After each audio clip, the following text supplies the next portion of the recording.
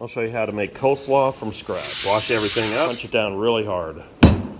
You can see how it smashed it in. We'll cut the cabbage in half. Now we'll be able to chop it all up. We'll cut it in quarters. We'll cut the heart out like this.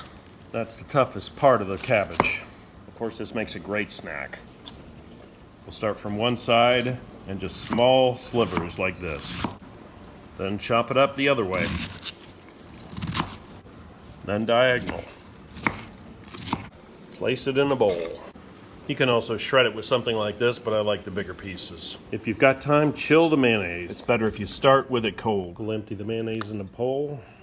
Add a little water. Shake it up. Dump that in. We'll add in some sugar. A little bit of vinegar.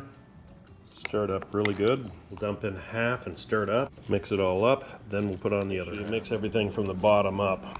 Then mix in all the rest. That's how you make coleslaw.